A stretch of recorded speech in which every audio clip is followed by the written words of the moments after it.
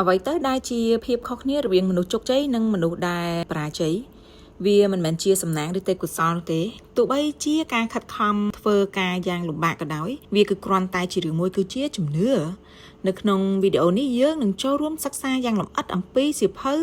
ដែលមានចំណងជើងថាជឿលើខ្លួនឯងដែលនិពន្ធឡើងដោយលោកបណ្ឌិត Joseph Murphy ជាអ្នកដែលបង្រៀនមនុស្សរាប់លាននាក់អំពីអំណាចនៃអនុសម្បញ្ញៈចូលស្ដាប់រហូតដល់ចុងបញ្ចប់ពីព្រោះមេរៀននេះអាចនឹងផ្លាស់ប្ដូរទស្សនៈរបស់អ្នកចំពោះភាពជោគជ័យ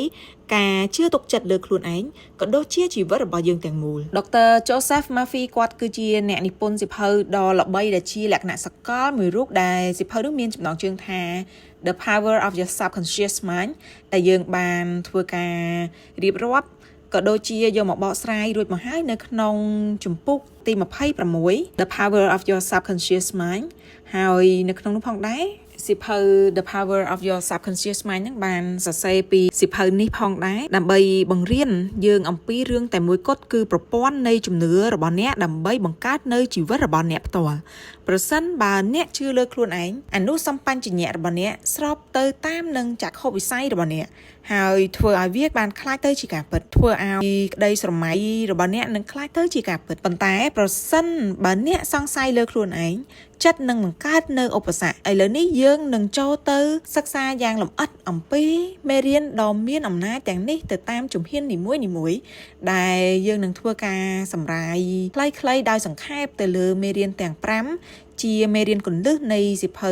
Believe in Yourself ជឿជាក់លើខ្លួនឯងនេះផងដែរសម្រាប់ជំពូកទី1គឺជំនឿគឺជាថាមពលមួយដែលវាមានលក្ខណៈបង្កើតជាលក្ខណៈ force creation បង្កើតយ៉ាងជំនឿហ្នឹងគឺវាធ្វើឲ្យមានអាចនឹងមានការបង្កើតនៅថាមពលយ៉ាងខ្លាំងហើយ Mardy អ្នកនិពន្ធគាត់បានបង្ហាញថាជំនឿមិនមែនជាគំនិតសាសនាដែលអាក្រក់នោះទេវាគឺជាថាមពលផ្នែកផ្លូវចិត្តអ្វីដែលអ្នកជឿនៅក្នុងជំរឿចិត្តរបស់អ្នកដែលគេអាចហៅបានថាជាអនុសម្បញ្ញៈរបស់អ្នក subconscious mind របស់អ្នកហ្នឹងវានឹងធ្វើឲ្យអាចកើតមានឡើងប្រសិនបើអ្នកជឿថាអ្នកអាចទទួលបានជោគជ័យចិត្តរបស់អ្នកនឹងបង្កើតនៅឱកាសហើយគំនិតនឹងដំណោះស្រាយក៏នឹងកើតមកបន្តពីនឹងដូចគ្នាតែប្រសិនបើអ្នកជឿថាអ្នកនឹងបរាជ័យវានឹងបង្កើតនៅការប្រឆាំងមួយធ្វើឲ្យអ្នកមិនអាចនៅក្នុងការលូតលាស់បាននោះទេឧទាហរណ៍ដូចជាសម្រាប់អ្នកដែលបង្កើតនៅអាជីវកម្មជាលក្ខណៈសហគ្រិនមុននឹងពួកគេបង្កើតអ្វីមួយពួកគេតែងតែជឿថាវាអាចទៅរួចហើយស្ទើរតែពេលខ្លះក៏មិនមានអ្នកណាថាជឿទៀតដូចជា Elon Musk គាត់បង្កើតនៅឡានអគ្គិសនីដំបូងគេយ៉ាងដូច្នោះឯងក៏ដូចជាយានអវកាសឆ្ពោះទៅកាន់ភពអង្គារផ្សេងៗគឺអត់មានអ្នកគេជឿគាត់នោះទេប៉ុន្តែដោយសារជំនឿជឿជាក់យ៉ាងមុតមាំលើខ្លួនឯងធ្វើឲ្យគាត់សម្រេចបានហើយសម្រេចបានគោលដៅនឹងប្រកបដោយភាពជោគជ័យឥតខ្ចោះទៀតផងចំពោះមេរៀនទី2នៅក្នុងសៀវភៅនេះផងដែរគឺជាការឆ្លើយតបទៅនឹងអ្វីដែលជាការសង្ស័យនិងការភ័យខ្លាចរបស់យើង Murphy ក៏បាននិយាយថាការភ័យខ្លាចគ្រាន់តែជាជំនឿអវិជ្ជមានវិធីតែមួយដើម្បីឈ្នះវាគឺត្រូវធ្វើការបដូរវាជំនួសឲ្យទៅជាជំនឿវិញជំនួសឲ្យការនិយាយថាបើខ្ញុំបរាជ័យវិញអ្នកគួរតែនិយាយថាបើខ្ញុំទទួលបានជោគជ័យវិញចូលចងចាំថាការភ័យខ្លាចនិងជំនឿទាំងពីរនេះគឺជំនឿដូចគ្នាតែជំរឿសគឺជារបស់អ្នកជ្រើសរើសយកនៅជំនឿឬភាពភ័យខ្លាចចំណុចមេរៀនទី3គឺតាក់ទងទៅនឹងអំណាចនៃការស្រមើស្រមៃឃើញទៅកាន់ចក្ខុវិស័យរបស់អ្នកឧទាហរណ៍ដ៏មានអានុភាពបំផុតមួយរបស់អ្នកគឺជាការស្រមៃនៅពេលដែលអ្នកស្រមៃឃើញនៅភាពជោគជ័យយ៉ាងច្បាស់ឃើញវាមានអារម្មណ៍ថាវាហើយជឿថាវាអនុសម្បញ្ញៈរបស់អ្នកនឹងចាប់ផ្ដើមបង្កើតនៅផ្លូវមធ្យោបាយវិធីសាស្ត្រដើម្បីទៅរកវាអត្តពលិកប្រើវាមេដឹកនាំអាជីវកម្មអ្នកជំនួញដ៏ធំប្រើប្រាស់វាអ្នកក៏អាចប្រើប្រាស់វាប្រកបដោយជោគជ័យបានផងដែរព្យាយាមអនុវត្តជារៀងរាល់យប់មុនពេលគេងបិទភ្នែករបស់អ្នកហើយស្រមៃឃើញថាអ្នកកំពុងតែរស់នៅក្នុងសុបិននិងអ្វីដែលអ្នកកំពុងតែប្រាថ្នានោះគឺវាបានរួចរាល់ស្រាប់បាត់ទៅហើយអ្វីដែលអ្នកកំពុងតែសុបិននឹងគឺវាកំពុងតែទទួលបានអ្នកកំពុងតែមានវារួចទៅហើយជាបន្តបន្ទាប់ចិត្តរបស់អ្នកនឹងជឿថាវាគឺជាការពិតហើយវានឹងដឹកនាំសកម្មភាពផ្សេងចូលមកឲ្យអ្នកដើម្បីឲ្យអ្នកសម្រេចវាបាននៅក្នុងពេលវេលាណាមួយសម្រាប់ រាប់មេរៀនទី4វិញគឺជាការដែលយើងនឹងប្រាប់ខ្លួនឯងនឹងធ្វើការអធិដ្ឋានចិត្តឬក៏អាចហៅបានថា affirmation Murphy គាត់ផ្ដោតទៅលើការប្រាប់ខ្លួនឯងនឹងការ affirmation និងការអធិដ្ឋានដើម្បីបដូរនៅអនុសម្បញ្ញញ្ញៈរបស់គាត់ប្រយោគវិជ្ជមានដូចជាខ្ញុំមានទំនុកចិត្តខ្ញុំមានភាពជោគជ័យខ្ញុំមានសមត្ថភាពនិងបដូរពីគំនិតអវិជ្ជមានឲ្យទៅជាគំនិតវិជ្ជមានបានការអធិដ្ឋានការស្រមើស្រមៃការ affirmation ក៏ដូចគ្នា